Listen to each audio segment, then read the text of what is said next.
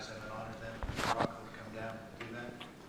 Well, before I come down, everybody announce their name. From Troop 129, we have Parker Grodowski, Nick Murphy, David Chapman, and Matthew Chapman, and they're all working on their communication badge.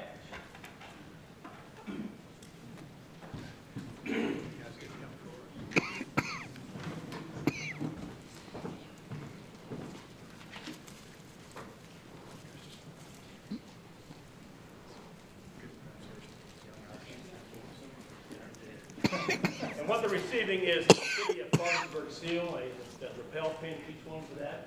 We appreciate them coming tonight. If you have any questions, we'll try to assist them afterwards with that and we will report for them. And we thank you, Lee, for bringing it, sir. Thank you. Thank you, guys.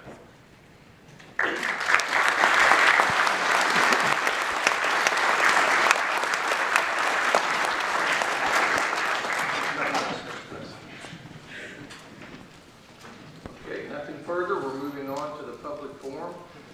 However, before we begin, I would like in this meeting, each person that desires to address the council has 5 minutes.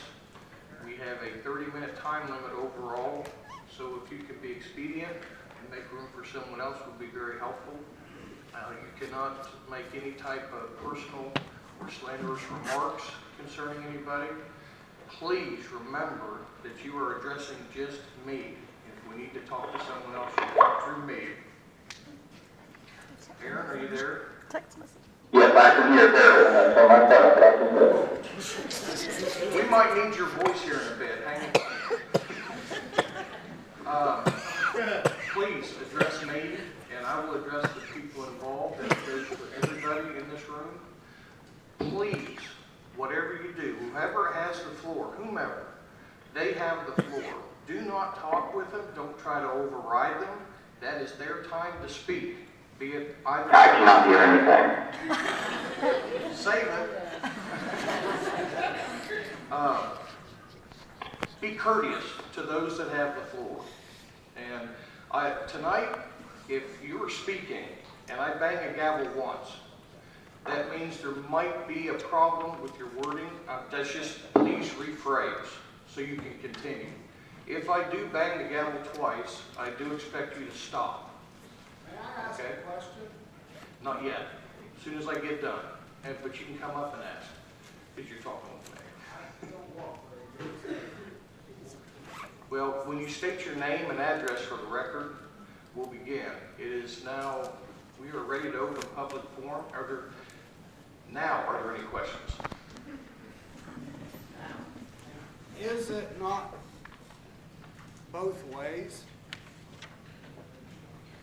As far as interruptions, someone being interrupted while they're speaking? We can only address what's Okay, on my the agenda question, here tonight. if I could go a little farther, is it not the city attorney's job to address you and not us? Yes, that just Thank explained you. that. That is on both sides of this.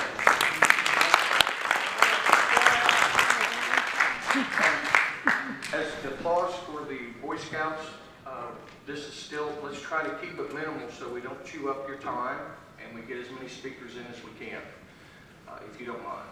All right, we will now start the public forum.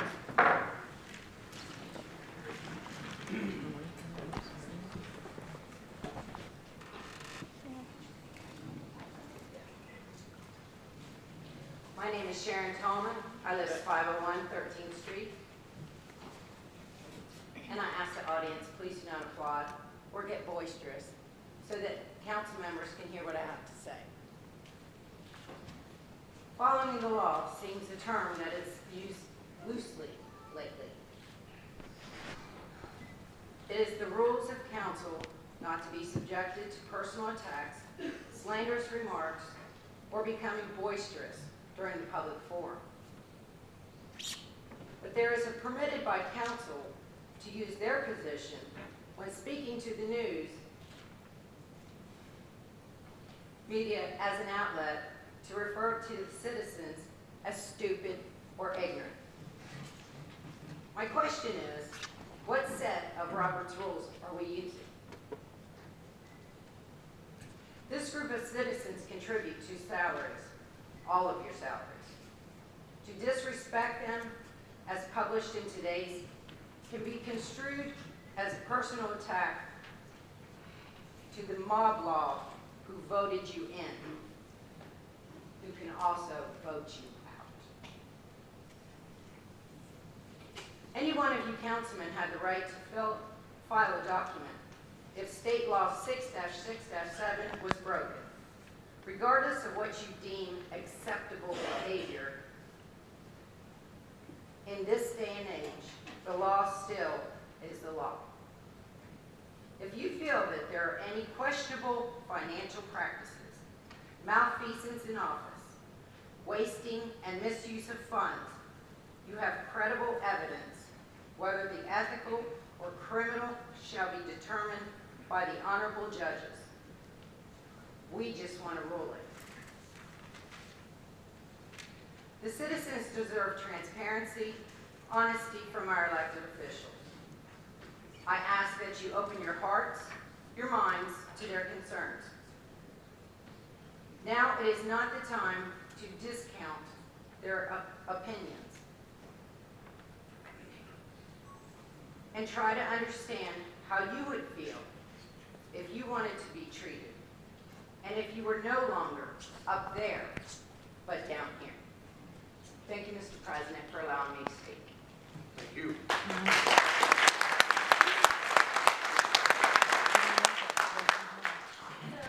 My name is Marie Cronach. I live at 918 Lincoln Drive, Parkersburg, West Virginia. And I've been asked by several people to ask you all to please take care of our potholes. They're big enough to swallow a baseball stadium. And not only that, I am not ignorant, I am not stupid. I'm merely paying attention.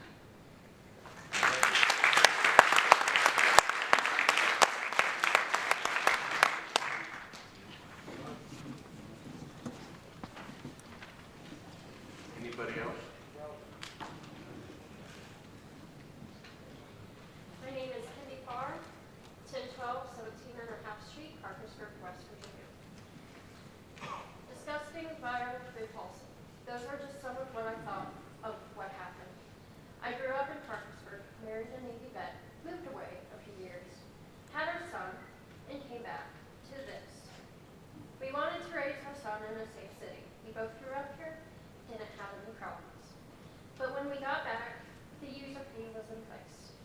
We were told it was to help maintain the crime and the drugs, to help maintain the streets, and to help with our sewer lines. We've paid this fee, and for what?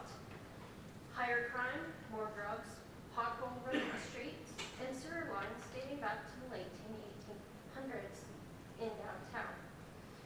Then this happened. And in the general public has the right to know how our taxes were spent. We just ask for the common decency to be told the truth. That's all we want. And I don't think that's too much to ask. And also, it wouldn't hurt if people actually did their jobs and take accountability and not play victims.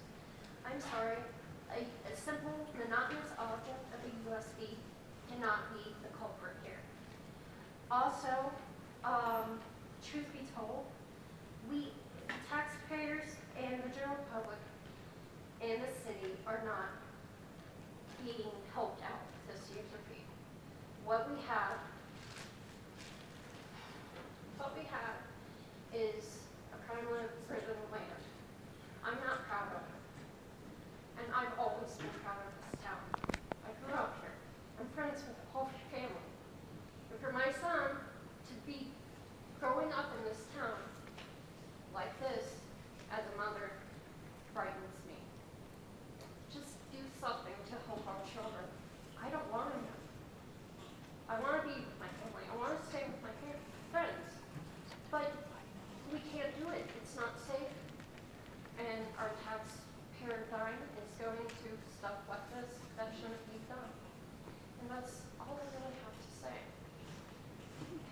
Thank you.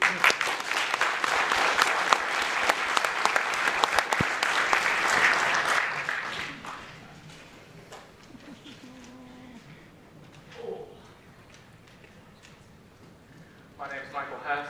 I live at 26th Avenue. I've recently moved there, so I can't really know my exact address.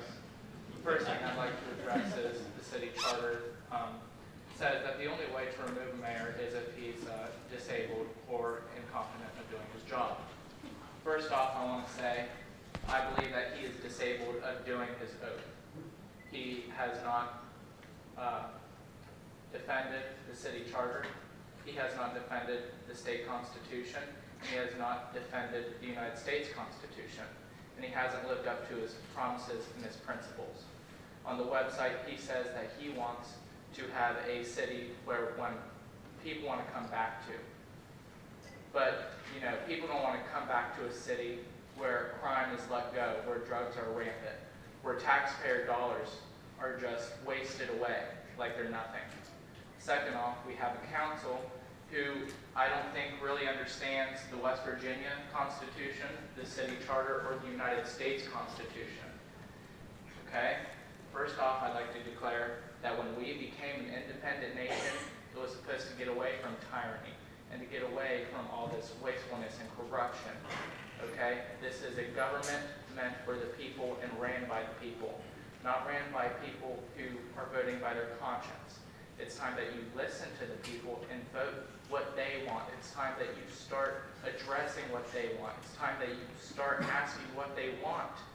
Start doing what the state constitution and the United States Constitution says.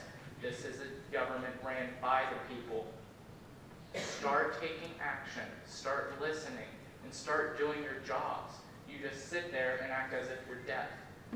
I don't know if you can get it through your skull, but you need to learn the charter, the state constitution, and the state constitution.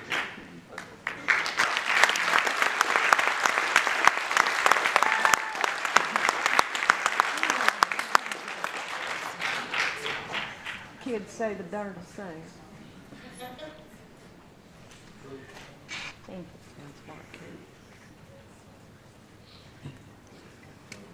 Anybody else? Who can follow that?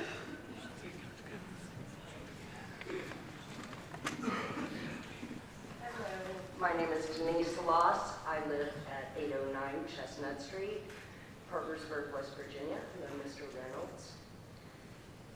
I would like to personally thank a council person for your inspiration. After I received a call from a client, and they told me they had spoken with you, and later we straightened out misinformed information that you had, it made me get even stronger and more determined. I have now personally got over 50 signatures on the petition, all on non-work time. So I would like to ask President Carpenter to pass my sincerest thank you to Nancy Wilcox. Thank you.